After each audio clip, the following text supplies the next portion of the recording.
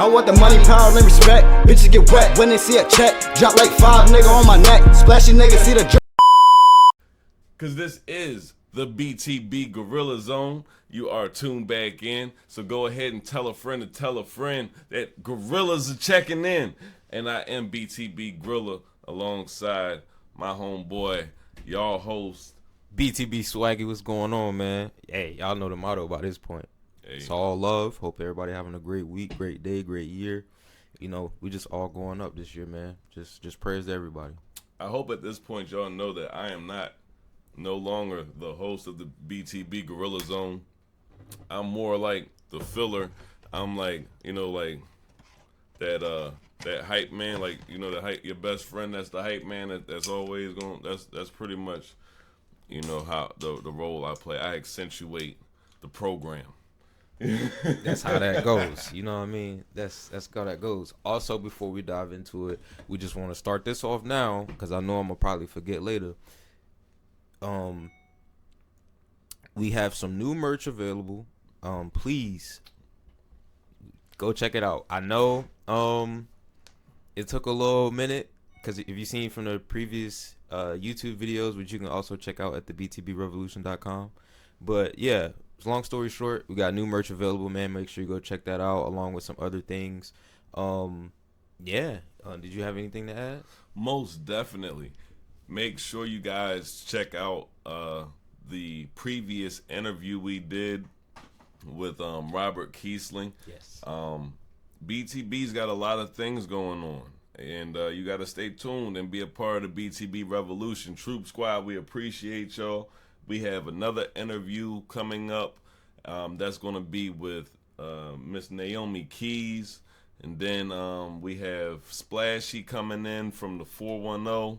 So there's a lot of opportunity, there's a lot of information, and then there's just a lot of different characters and different people and stuff that you don't want to miss out on. Everything is a learning process, so learn something, be entertained, and enjoy the show. So being that, you already touched up on some of those things, diving right into it, this is where the Gorilla Zone start. So basically, I know we spent a lot of time, Troop Squad, covering the big name artists with some beef, but like Grilla said, we got some, up and coming underground artists that y'all can listen to that we about to put on the platform, so that way, it just give a whole new avenue on what you want to listen to. The first one I want to start off is with Naomi Key, rap name Bad Key, if I'm not mistaken. Based out of Buckhead, Georgia, you know what I'm saying? She representing down south. When you hear her music, what is your vision of her as an artist? Because we've seen her do a interview. So when you look at her, after the homework and stuff, yeah, because I think y'all worked before, y'all were in talks of working before or something like that. Yeah, yeah, we were. I don't know if she was. I believe she did do an interview with the Gorilla Zone, or she was about to. I think she was about to, but So yeah, being that the Grilla, you know what I'm saying, before, like you said, I think you said she did an interview, but what was, what I'm saying, I'm sure that people would like to know what is, who is Naomi Key? I mean, well, we're gonna dive into that during the interview. But for what I can tell people, for one, she's a female artist. I can't say just like a hip hop artist or anything like that, because I know she makes a variety of music. And a variety of music for a variety of genres, or in different genres.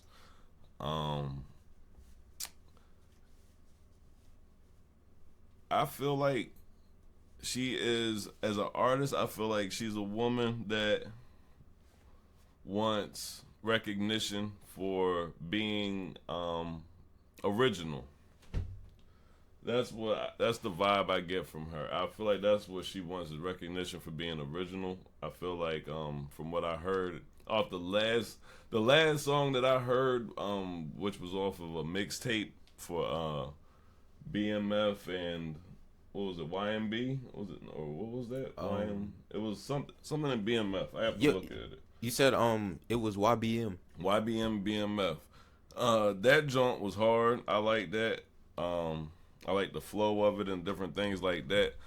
But so, like I said, she's a female artist and that's looking for, that wants recognition. You know what I'm saying? That's what I get out of it so far. I do feel like from our past conversations that she is more of I would say a spiritual individual type. I don't want to phrase it wrong. You know what I mean? I really don't want to put the wrong name on it because I feel like she's like in tune with herself and the energies of the world and stuff like that. But I don't want to put the wrong label on it. But yeah, past that, I feel like, you know what I mean? I feel like any female artist fighting in the game can provide a great outlook on a lot of different situations. You know what I'm saying? Especially with what we got going on right now in the headlines, the blinders that they throwing on with all this Diddy stuff and everything, and the sex trafficking. I do believe she's also has an interview or something like that coming up about sex trafficking. So we'll get to dive into a lot of that with her as well. She does. So I believe she said she is doing one. Yeah. So hard working woman. From what I get out of it, you know what I mean? Like at the end of the day, that's how I get out of. That's the vibes that I get. Everything else, personality wise, and all that other stuff. Well, Troop Squad, y'all are gonna get to see that. Y'all gonna get to make those judgments and things for yourself because that's not for me to do here on this platform. Or is it for me? Because this is for me to present. And then y'all can. You know what I'm saying? I'm gonna give. How can we say it? I'd rather put her out there. I'd rather put her on the platform and they construct their own opinion. Yeah, like we're gonna ask the questions. We're gonna allow the opportunity for for them to tell you what they need to tell you for you to make decisions about how you feel about their music, how you feel about them as a person, or whatever the case may be. Sometimes it's like I said, it's just about the information. You know what I'm saying? You might there might be an artist on here or an author on here or a comedian or anybody, somebody promoting a brand. You might not support their brand. You might not support their music or their artwork. But if you are a creator, I'm sure that you can learn something from the journey and you know what I mean, and what they're doing in some fashion, whether it's what to do or what not to do.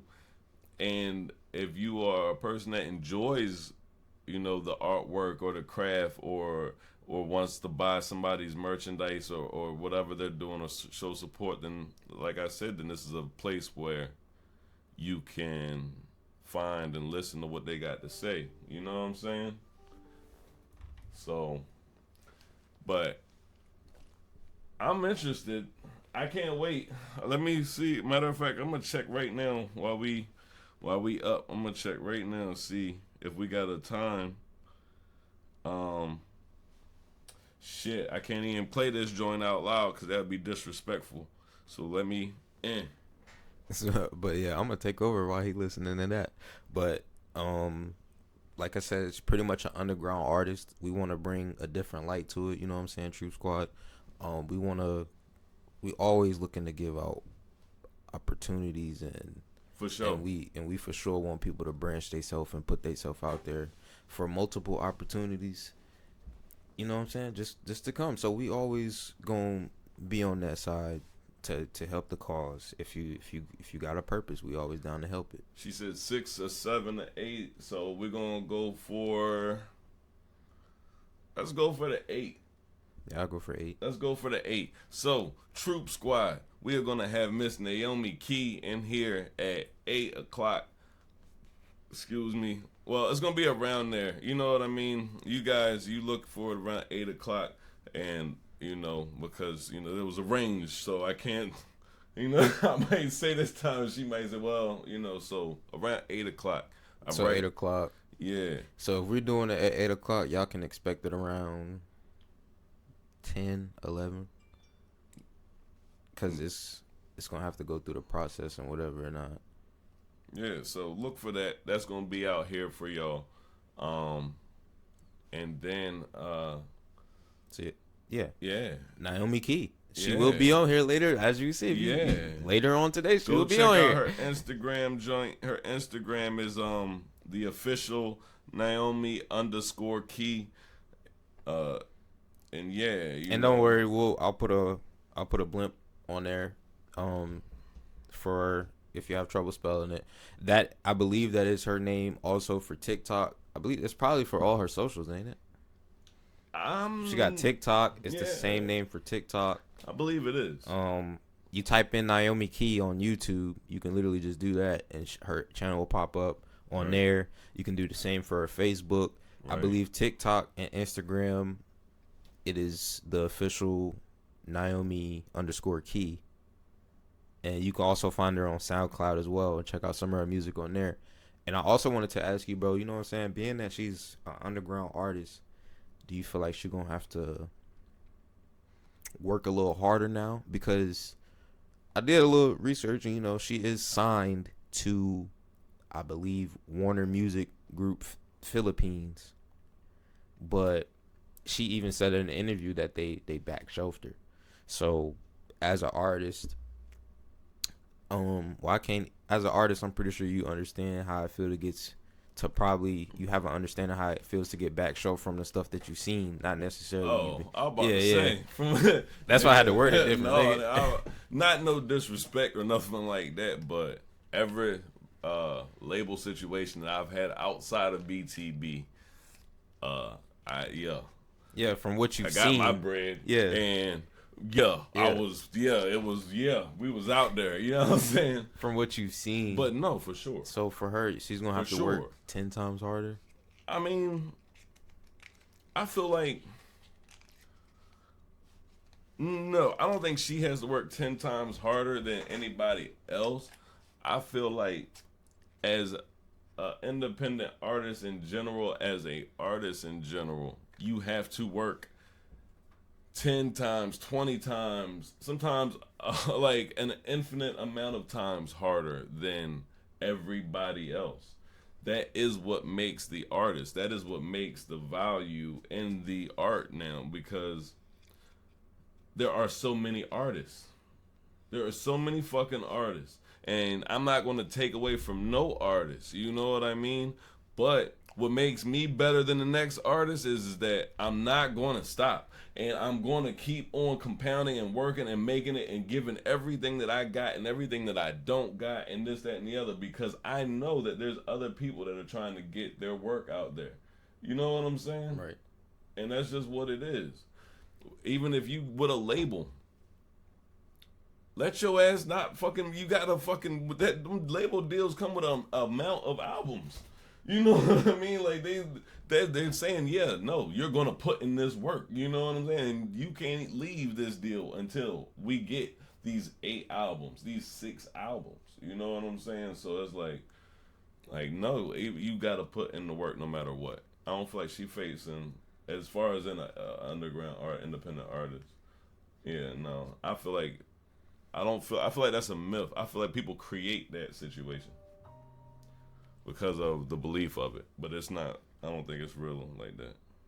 So I'd like to clarify, because like I said, bro, I'm completely unsure. Is she independent or is she signed? Because I don't know. We're gonna find that out, because like you said, like I know. And when I'm looking at the interview, it's like she's like, yeah, you know, I'm signed with Warner Music Philippines, but then she shows up that she's signed. Like I said, I don't know. So yeah, that's something I'll have to ask her myself to get a clear answer. Yeah, you know, I want to know. I'm sure the Troop Squad wants to know. You know, the people probably want to know. Other labels or interested parties might want to know. But Warner Music Philippines, I never heard that. There's a lot of side. There's a lot of labels that are off to the sides off of their parent companies. I did look them up. They have. I was signed. My first record label deal was with Virgin. Was it Virgin South and was it Virgin and D Block South? Virgin and D Block South. Yeah, like Virgin with the red writing and shit. Like that was my first deal was with Virgin and D Block South. So it was like Like, you know what I mean? You don't, nobody fucking D Block South. You know, it was never, you know what I'm saying? Yeah, people know who Virgin Records was, but even now they're another situation, I believe. You know what I'm saying? But they're all underneath of major labels. So, do labels like that typically have trouble when they're signing like a whole bunch of artists? What you mean? Like when they have a whole bunch of artists, is it typically hard for them, for those labels to kind of manage, other than the major labels? No, because that's the beauty of it.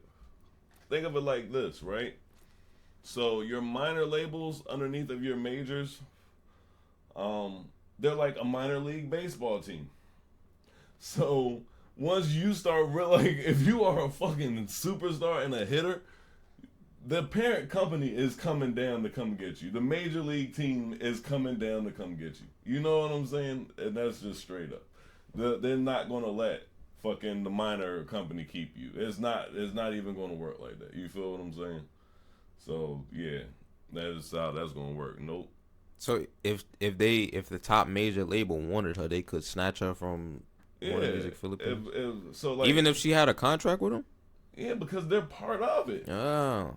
Yeah, it's just like what's the name? Like fuck. Let me pull up fucking because Warner Brother or Warner like music company, they have a bunch of fucking little minor subsidiaries or whatever you would call them. I'm not sure how it would be called, but like that. But it's probably a subsidiary. Let me see. Warner Music Group minor labels. List of Warner Music Group labels. Flagship labels: Atlantic Records Group, 300 Elektra Entertainment, Warner Records, Parlophone Label Group. Names that you never heard of. You feel what I'm saying? But who is their parent group? You know what I mean? It's like, you know what I'm saying? It's just one of them things. So, Rhino Entertainment, Warner Music Nashville. You know, it's like I said, it's just one of them things, bro. Yeah, now they come in, they come up in there, and look at, there's a lot of them joints. Atlantic Records Russia, Asylum Records, and they call them flagship labels and stuff. Man.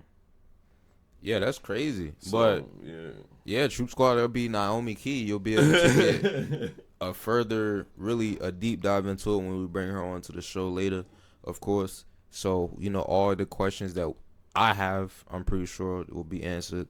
If you have any, I'm pretty sure any questions that you have also will be answered. Damn. What happened? Cause like I'm just looking at all this shit underneath Atlantic Records Group, right? So it says list of Warner Music Group labels, and then it has the flagship labels. Not to cut you off, and it has Atlantic Records, Electric Records, whatever. So when you click on Atlantic Records, nigga, they got Sniper Gang. Damn. They got motherfucking Taylor Gang. Taylor Gang. Fucking what's the name? Fucking Wiz and shit. Oh, I was That's about to Wiz say. Khalifa I was shit. about to look at the Troop Squad. What the fuck is a Taylor Like, who the Gang? fuck is Taylor Gang? Damn, Wiz, you out of there right now. So transitioning from Naomi Key to the next, I forgot his name. Splashy. Yep. Splashy. 410. 410. Yep. Like born and raised. I don't know. We gotta ask him. Have you worked with him in the past? Yeah, for sure. So what is he like? Basically the same question, because I know being that you worked with him. Yeah. What's he like? Is he energetic? Splashy? Is he funny? Yeah. Who's He Splashy? funny. He energetic. He a good soul. Splashy a good soul. I fuck with Splashy. He is he's a good artist. I like his energy. And I feel like he one of them people that got caught in like that Merlin just mentality of like not him having a mentality, but the supporters. You know what I'm saying? Because he's really talented and he does good numbers and different stuff like that, but nowhere near the recognition that he should. And that was why we had signed him to BTB back in the beginning. You know what I'm saying? Because it was like, you know, with everything that we do working together in different places with the networks, we felt like he deserved much more recognition. but we never got the we recorded a lot of music. We got a lot of music in the vault, but we ain't never released nothing. So, but yeah, Splashy dope. Splashy dope. He real smoothly laid back. He not like rowdy and shit like that. You know what I'm saying? So, how did that link up come about? Like, how did you meet him? What, Splashy?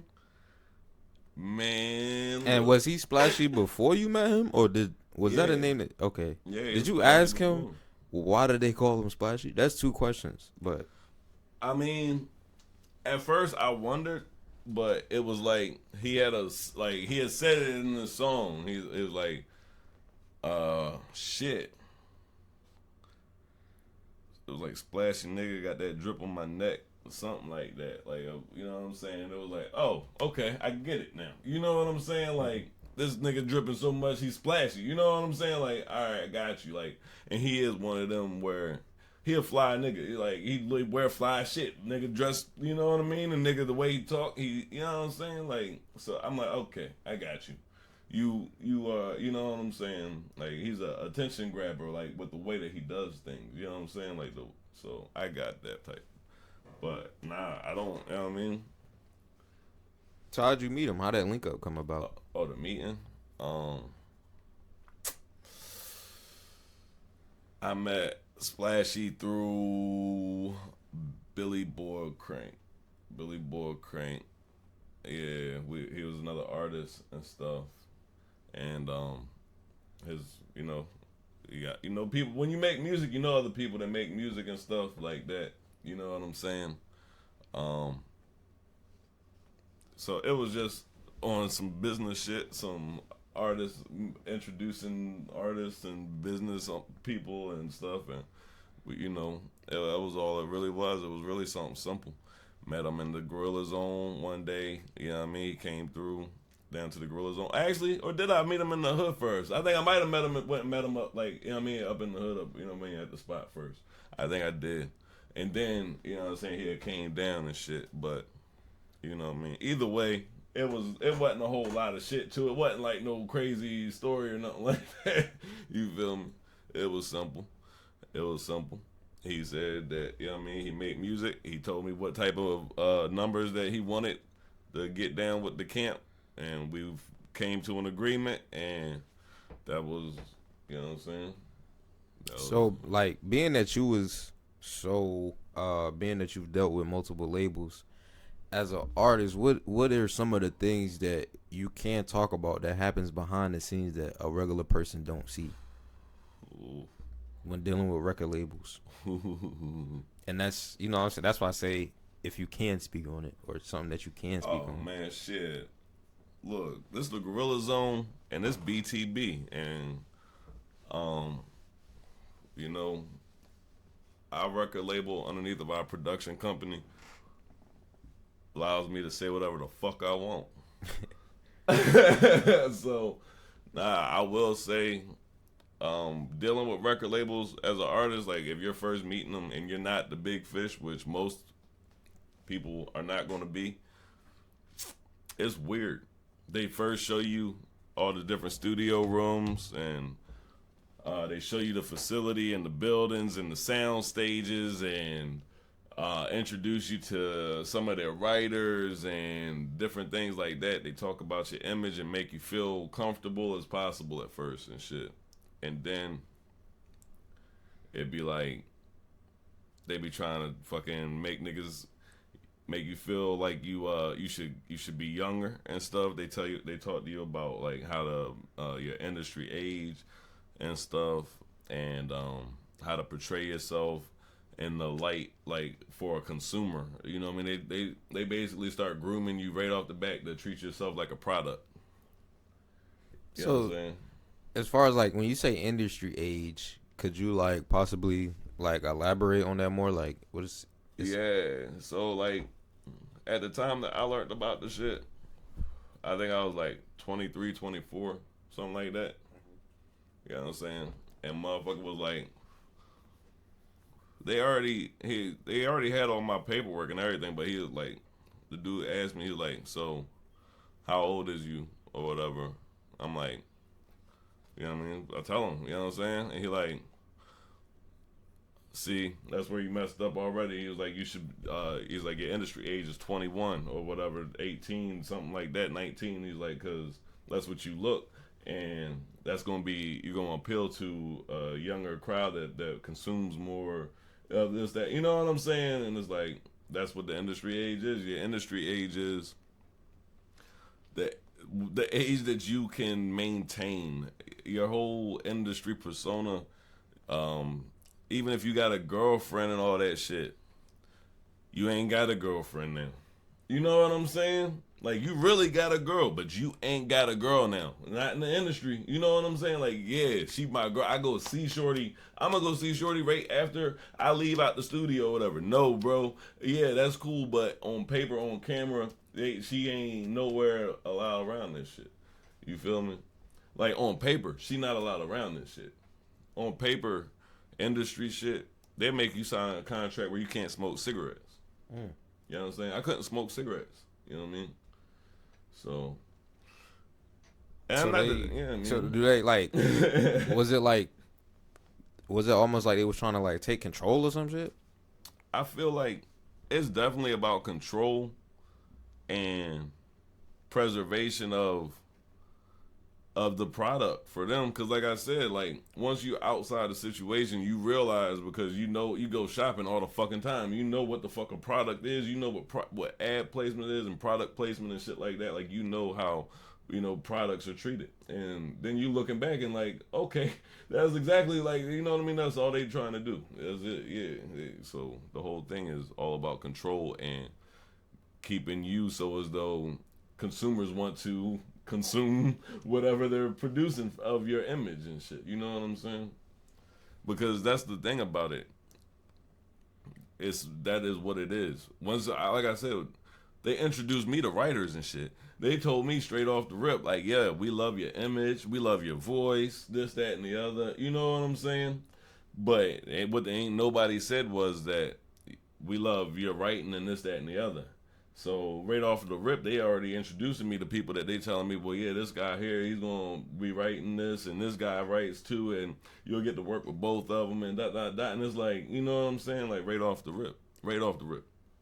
So is it like, why do they always try to like appeal to a younger audience rather than just appealing to the ones that genuinely like the shit? Because of the numbers. The numbers don't lie. Mom and dad spend more money providing their teenagers and shit with the content. You know what I'm saying? Them Apple bills for Apple Music and them Spotify fucking spins and the YouTube and all that shit. That's all. Yes, everybody consumes it. But the younger generation, the younger people, they consume it a lot more. And they spend a lot more. You know what I'm saying? They definitely do spend a lot more. I mean, Yeah. I seen a statement from, I don't even know if it was real or not, but it was supposed like a monthly jump for Drake's merch that he got going on, and it was like crazy. And it was like most of the buyers is like 10 through 15, I think. Bro, it's just like Taylor Swift, you know what I'm saying? Like, now the Swifties, they like crazy. my daughter, bro, like my daughter is motherfucking 8.5. You know what I'm saying? So it's like, for her to be in love with Taylor Swift and Beyonce and shit and trying to get me to buy all this stuff and stuff, I know where the money be coming from. You know what I'm saying? That's what I'm like. I myself can tell. Yeah, damn, it's crazy, but yeah, the damn kids is like, they want that shit. You know what I'm saying? So it's that image. You know, if Taylor Swift didn't have that sweet American girl image and stuff like that, it wouldn't be. You know what I'm saying? Why do you think she gets so much hate though? Like, I genuinely don't know. Why she get so much hate? Because nobody likes too much nice. Too much nice? Nobody likes too much nice. So when you say too much nice, You too fucking nice. Like, if you Mr. Nice Guy, like Mr. Never having a bad day, you know, Mr. You're fucking like, somebody can fucking come and wreck your car and you're like, hey, man, babe, buddy, don't worry about it. You know, like, come on, nigga, like, you know what I'm saying? Like, you're too fucking, you know what I mean? You're so nice that it irritates people because they can't comprehend why nothing bothers you. Like, you know what I'm saying? Like, she gives off that image of I'm living life, and I'm living life the right way in the essence of, you know what I'm saying, and everything else, and it's like kind of wholesome and shit. So people, yeah, they want to see a flaw. They want to see, like, damn, you got some big ass feet or something. You know, you got corns or something. Like, you know what I mean? But like you said, she has the image of the sweet American girl, Exactly. and so when people think of the sweet American girl, they're looking at like a image of too nice, in a way. So it's like, yeah.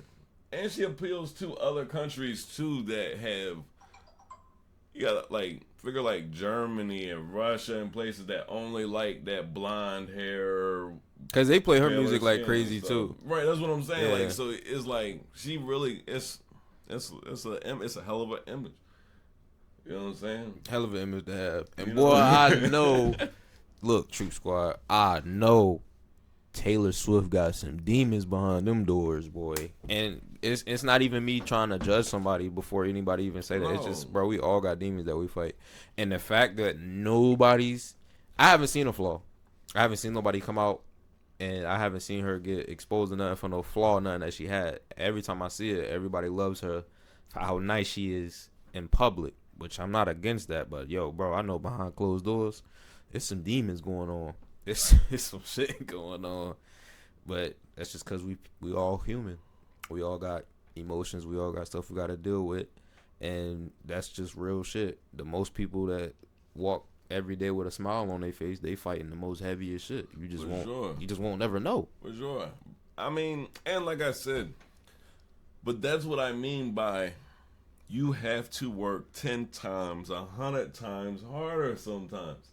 Because we as people, we want to see the flaws because we know they're there. And for the entertainer, it's that much harder to keep the motherfuckers in, to deal with all of that pressure of having flaws and not being, you know what I mean? It ain't even okay to really have some of them now. You know what I'm saying? Like, if she'd have had certain flaws, that'd been cool in the beginning. But she wouldn't be who she was now. You know what I'm saying? So like when you say certain flaws, it's just like basic or like little like. I mean like character flaws. Like you can't. There's not a long list of like lovers and affairs and shit with Taylor Swift. There's not a bunch of nasty rumors that come from her side of things about other people. You know what I'm saying? She doesn't make a bunch of raunchy ass music and stuff. Granted, she wears some little skirts and some stuff that make you say, "Hey, boy, hey." But I'll bust that thing down, boy. But I only really seen when they enough. I only seen when they really tried to roast her on Twitter because I guess, you know what I'm saying, she ain't got no cheeks, but you know what I'm saying. I'm pretty sure Travis is not having no issues. It's going in every way and out. Yeah, but that's other what than that, I mean. Like, even when, all right, you remember back when Kanye went on stage and took the mic from her at the award show? Yeah. All right, so she didn't even say nothing. Okay, that's what I'm saying. Like, bro, like if she, you know what I'm saying? Like, now you've made it to a point where as though if she was to say something crazy to somebody, even in the right, if somebody was to disrespect her or somebody snatch a microphone down and she said something crazy, people would probably think she was having a nervous breakdown. Oh, her and Kelsey are getting a divorce or this, that, and the other nigga. It's got to be something wrong now because she's human and she did some human shit. You feel what I'm saying? Just because of the image. It's just like Will Smith. This nigga had a fucking moment where motherfuckers, they thought Will Smith was fucking perfect. This nigga is perfect. He shit's gold the way these niggas was talking about Will Smith. That nigga went and smacked Chris Rock. Boy, they try to crucify that man. You know what I'm saying? Yeah, because I ain't gonna lie, that shit, it wasn't the right time for that. But there isn't a time for that when you're Will Smith. Nah, it's like we say all the time, when you're Will Smith and you know, and this is just my opinion, of course, if I'm Will Smith and I know the status that I have, the image that I have, yeah, I'm human.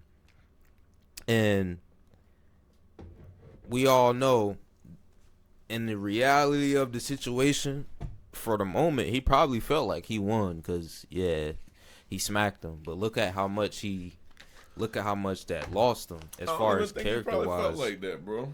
Nah, he felt justified when he smacked Chris. Yeah, but I don't think he felt like he won. I felt like it was like.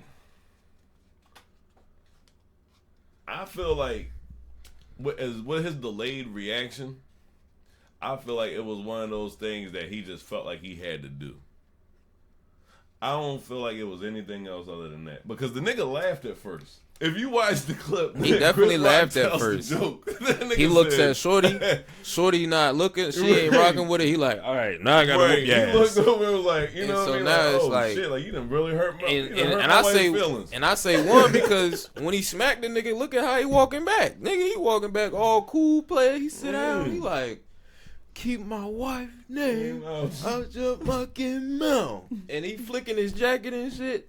And he looking, I'm like, I do get that. Nigga, you feel like you the man, huh? You done smack this nigga on national TV and shit. You man. Now look at you. Boy, you got banned for 10 years and you can't, boy, good gracious. Yeah. But I get it, like, bro, you human, emotions run through, but at the same time, bro, you are Will Smith. You got to be able to determine them type of moments and shit. Right. And to do that to that man in front of all the millions of people, and you got banned for 10 years, nigga, you got to... Yeah, no, that was crazy. If I was Will Smith, I'd have just roasted that nigga. I'd have beat that nigga at his own game. Cause I'm like, Chris nigga, Rock that ain't mic. even... Wait. Wow. Bow. Yeah. Straight like that. Start firing his ass up. I like, this nigga not even funny enough to be fucking with me like this. Let me get up on here, show this nigga what this comedy thing about. You know what I'm saying? Or if anything, if Will Smith was really feeling mean or some shit, I would have said some shit like, I would have brought up money in the worst case scenario. Like, nigga, I got more money than you. Right. Or some shit. Exactly. Something. You know what I mean? You know, something. I would have, fuck it, give me the mic back, nigga. I'm about to roast you, nigga. You ain't about to stand up here and roast me. I don't even care if this ain't in the script. Right. Nigga, fuck all that. Yeah, nah, he definitely could have handled it several different ways. I'm not gonna lie. I believe I was still in the feds when that happened. And I thought it was the most hilarious thing in fucking life.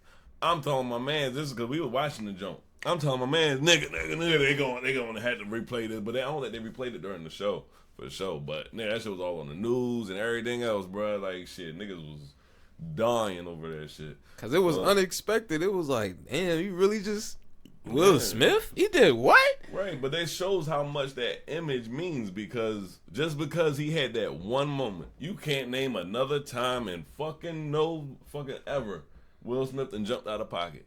He had one moment. Just fucking one.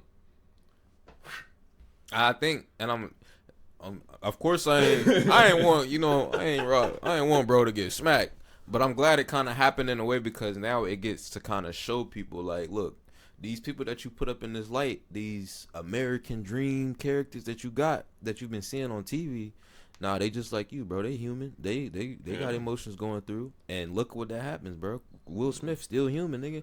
The character that y'all put him as, hell no, that shouldn't have happened. No way, it wouldn't have happened. But he's human. He's gonna have emotions. Right. So yes, it is shocking, but we still gotta remember, bro. He human, bro. He bound this nigga. Yeah, he crashed out. That and it also shows how unfair and the world is and how hardly we scrutinize people.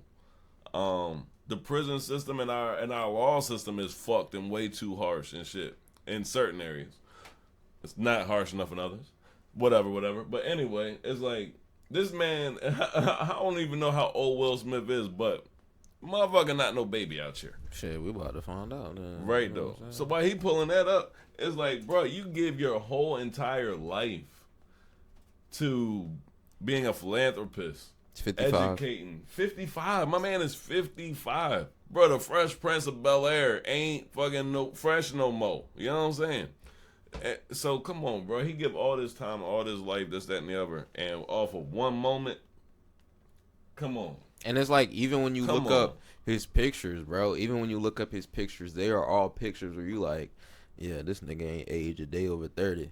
It's like, that's what you, like you said earlier, the industry age. It's that keep him young. When you search him up on Google, bro, all his pictures just look the same. It don't look like he aged at all. And that's just how the industry do, bro. Nah, it's like I said, that shit all around, whether you are a actor or a writer, I feel like money is gonna make hurdles. It always did. It's not nothing new.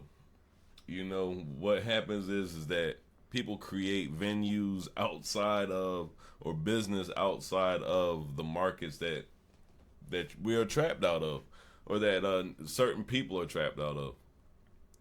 Don't be surprised and stop acting like it's fucking different with anything else.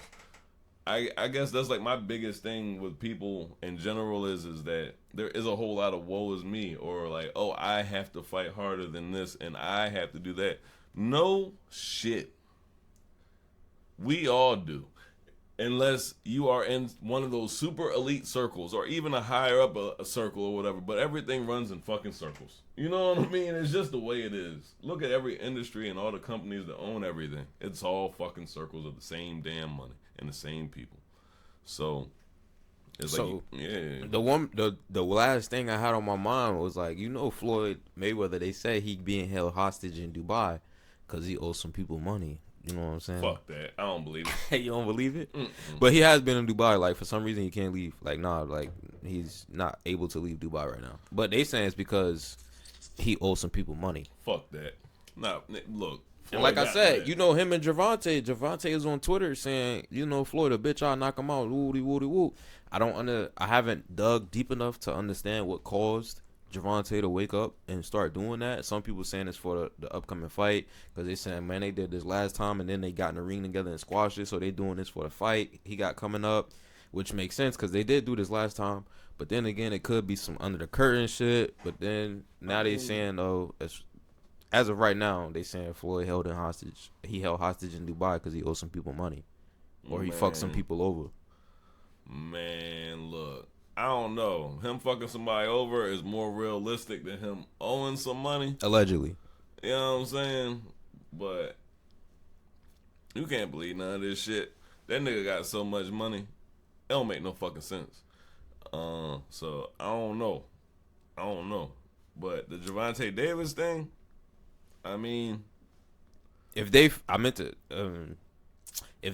who you feel like would win?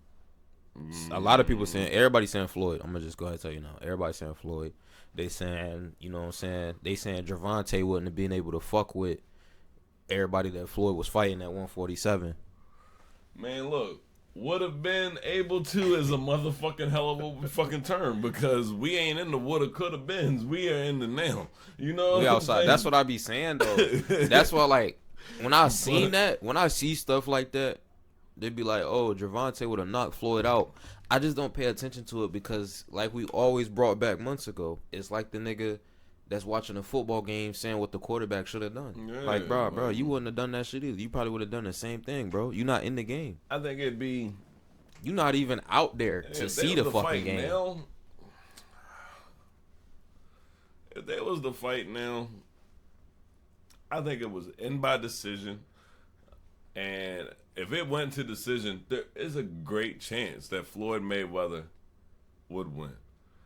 If that fight did not make it the whole fight, but it would be because, Davis knocked him out. Yeah, that's my opinion. I feel like if you put Floyd and Mayweather in a ring, I feel like it would go to full fight and Floyd win by decision because Floyd got the technicality. So, yeah, of course. And at one point, people forget, I think he was training Javante at one point. He was training, bro. So I feel like if they did fight, it'll go to 4 rounds and it'll go to full fight. They win by decision. Mayweather, very technical. If it didn't go to 4 round, and Floyd he ain't getting no younger. We all know. With the Paul fight, he was short in the breath. He had to. So I feel like if it didn't go to full fight, Javante would probably TKO or knockout. Yeah, I feel like if it went to Floyd, the full fight, Floyd, most definitely. The full fight, Floyd, all the way. I mean, and like I said, I just don't ever see the fight taking place. But honestly, I don't know the fight would go the whole fight though, because Tank ain't no joke either. Like I said, it's just like, I think the most interesting fight would be right now for me would be a rematch between Tank and Ryan Garcia, healthy weight, hydrated. I don't give a fuck what either one of these niggas weigh.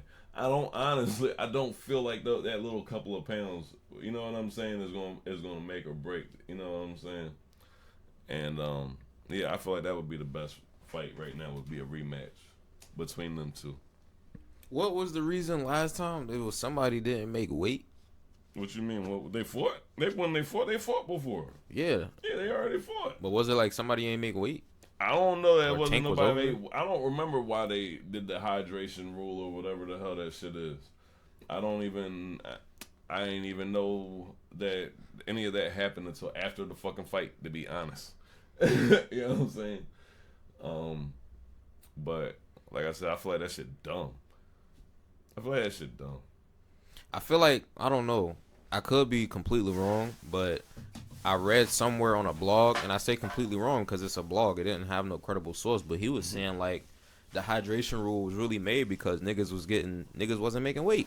And I know in a sport like that, literally every pound counts because it's like when it's like go to the Devin Haney fight, they were saying Devin Haney was low key, he didn't make weight, or Ryan went overweight. And I think Ryan was over 3 pounds. And that shit made oh my goodness. Shit. You could see the difference in between like the weight difference. And I think the hydration rule was just made because niggas was getting knocked out and niggas wasn't really making weight. But like I said, I could be completely wrong because that was a blog and he didn't have no credible sources.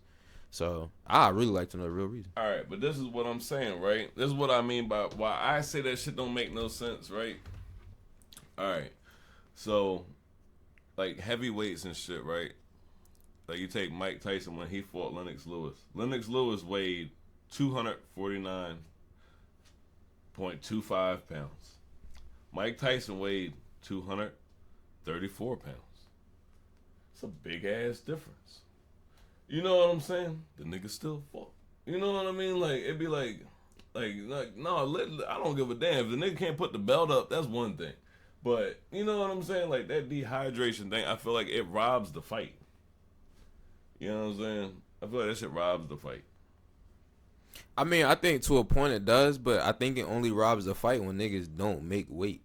Or when niggas have, because Ryan did have to go through a lot. So I think like the whole hydration rule is like kind of crazy to me, but in a way it's like niggas wasn't making weight before. Niggas wasn't even trying to do all that. And even now, like a 250, will you say 250 against a 230? Yeah. I think that shit like now it's Well, that's what I mean by why the sport has changed so much, because like I said, it's a lot more about technicalities now. The whole, like I said, the truth of the matter is no, there's not really a big difference when those two fighters are really heavyweight champions or middleweight champions. If you are a champion status fighter, I do not feel like 1, 2, 3 pounds should make a great difference. You understand what I'm saying? Like, yeah, no, okay, you are not that great, then no, you should not fight a champion that is heavier than you. You know what I mean? But shit, if you are both fucking champions, nigga, a couple pounds shouldn't make the world of difference like that. Yeah, no, if you a champion and you going against and you're challenging another champion, that means you want to move up weight classes. So that's what you're gonna be fighting niggas bigger than you. So don't even complain about none of that because you're changing weight classes. I learned that in when I was playing UFC. Yeah. Or even if you're not per se a champion by belt, but you're fighting, you're fucking number 1 contender, number 2, number 3. You know what I'm saying? Like if y'all up there, man, fuck all that little weight shit. I don't give a nigga. That nigga 10 pounds heavier than you. You better knock that nigga the fuck out. You know what I mean? Or you better dance around and win by points. Whatever the case is, you do what you got to do to win. This is supposed to be boxing. God damn it. You know I think like somewhat it has to somewhat make sense in a way, but like 2-3 pounds over, all right, yeah, cool. Yeah. But I do feel like it does have to make sense in a way. For so sure, like, it's always made sense. I just think it's different now. Cause I don't want no nigga. 130 is a hell of a lot different than 140, 145. It's as different as little as it seems. It do make a slighter difference, but like 2-3 pounds over. If I'm like 145 and a nigga like 147, nah, nigga, let me get in there with him. He 147, nigga, I'm 145. That ain't nothing. Mm-hmm. But other than that, no shit. That I don't like.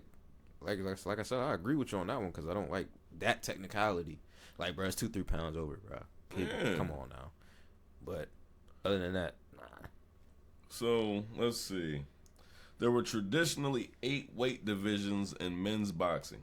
More divisions were added, and professionals governing bodies now recognizes a total of 17 weight classes. That's you go too from crazy. 8 to 17. That's what I'm saying. But like, and I wonder how many of those weight classes them niggas are in there because of technicalities, because niggas is 2 to 3 pounds over. Yeah, like, that's why I'm like, all right, now y'all are just over whooping. Now y'all overdoing it. Yeah, look, super flyweight to bantamweight. Super flyweight is 115 pounds. Bantamweight is 118 pounds. Like, what the fuck is you talking about? Yeah, nah, that's where I'm like, that might be a little. Super bantamweight 122. So it's like, I just, like I said, it just don't. You know what I mean? I feel like it's one of those things where it's like it takes the interest out of it. That was why it was more interesting back then, because motherfuckers really had to fight. You're not really doing but so much entertaining when you're fighting somebody that weighs the exact same fucking weight as you. And you know what I mean? It's like, y'all niggas really have to be out here putting in some great work or whatever. Because you take a nigga that's a lighter weight and have better hand skills or whatever and better foot skills, and he knocking fucking everybody out, then it's just like, well, what the fuck? Now, I think that's what some people do have that. I think it's like, back then when you got a 230 fighting a 250, back then it wasn't as really many technicality rules either. So it's like, when niggas is looking at it, they like, yo, Tyson got heavy hands, he moved quick in his feet. Nigga, you can knock the 254 nigga out. It's like, yeah, Tyson can do that, but Tyson can do that. Nobody else in these motherfucking weight classes is Tyson to be able to do that. And some people, like 10 pounds over, as little as it seemed, like 2-3 pounds over, I don't trip on that. But like 10 pounds over, a nigga can really break something on a nigga that's like real little. But other than that, 2-3 pounds over, I feel like they should still just duke it out. Like, it's so many technicalities coming into the sport. It is just killing the game. Even with football, like, they can't even really hit them a certain way because it's like, for sure, man, it's like, bro, if you hit them too hard, they're gonna throw a flag on you. And it's like, bro, what is this, flag I feel football? like a lot of shit is getting soft now. And like I said, some things, NBA changing up. The shit be corny as fuck now. You be like, motherfuckers complaining about how many minutes they gotta play and shit like that.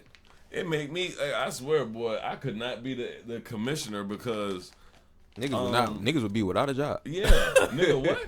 Oh, you can't. Oh, okay. You know how many niggas would love to be in the spot that you like to be in right now, young man? And you telling me you want what? Bro, the NBA is becoming like I remember like when in school they did that no kid left behind shit. That's what the NBA is coming now. The NBA is becoming well, it's unfair for there to be a superstar or a couple superstars. No, the whole team should be superstars. Get the fuck out of here.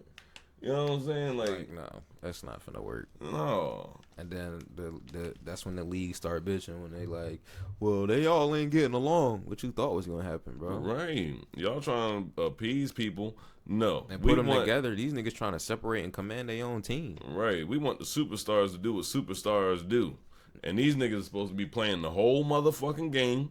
They supposed to be bloody and everything else still playing. They supposed to fucking whatever the fuck happened, these niggas is playing. Like, I understand why Michael Jordan be like kind of upset when they be talking about other people being as like good as him in the essence of, because this nigga played basketball in the time when the shit was like football. You know what I mean? It's like, that, and it's like, niggas forget he had a whole game where he played with the flu or food poisoning. Nigga went out there and dropped 20 with food poisoning. Like, and it was like, y'all can, and that's why he gets so mad, because he's like, bro, y'all comparing these niggas to me in a time where, nigga, we was playing, nigga, yeah, you get food poisoning, nigga, you still out there playing. Be like, why is not, what's the name not playing? Oh, he might have a sprain back tomorrow. Yeah, what the fuck? Huh? Yeah, he's personal day. He's GTD. What the fuck? He's Personal GTD. day, bitch. I wanna see Or some what happened? ball. He sprained his ankle. He's GTD. Right. Matter of fact, I think we're just gonna let him off for the season. Like, nigga, what? Man, All he did was roll his ankle. And now they do more preventative stuff, less practices. Why are we doing more preventative stuff and less practices to have less playing time? It's just, I just feel like it's turning a little more arcadey. Man, I feel like it's fucking up my money because I can't even bet on y'all motherfuckers now because niggas ain't fucking. I tell you what, that nigga LeBron's still good on the money though. Shit. I think. How you think that shit gonna look when he retire? What, the game or Yeah. him retiring? Like when he retire, how you think the NBA is it going? Are you personally gonna feel right when when you get that news feed that LeBron retired? Are you gonna look at the NBA the same? It's gonna be different because you are. I mean, he's been in the game so long, he is synonymous with basketball. You know what I mean? Like, but nah, I feel like I don't be watching basketball just for LeBron. I am a fan of his game and stuff and his journey for sure. But no, I do feel like LeBron he's done something that's going to go like both ways. He set a mark so high that some people are going to break their backs trying to somehow in some way surpass this motherfucker. And then it's also gonna be a deterrent for a lot of people. But shit, the way the game going, these niggas ain't even gonna get enough playing time and enough motherfucking control and stuff of their own careers to do the things that LeBron did anyway. You know? Yeah, that's crazy. But yeah, that's really all I had, man. Unless you had some more that you wanted to discuss. Was there anything else on my plate for today? No, I think we got everything covered. We got the interviews. Shit, we got to get ready for that, June, soon. I got to take my medicine. You know, I roll up a beautiful potion. I suggest y'all do the same in some fashion. Past that, shit, nope. I'm good to go, bro. It's been your boy BTBSwaggy Troop Squad. Also, man, oh, hold on, take that back. It's been your boy BTBSwaggy and BTB Grilla. There you go. I didn't know how I was gonna throw his name in there later. I was gonna slaughter it, so I'd rather do that there. It's been a great time, man. Y'all just stay safe and remember, go check out the store, man, at btbrevolution.com. Get you a little something. Also, discount code BTBSwaggy, you get 10% off. You know what I'm talking about? Go ahead and check it out, man.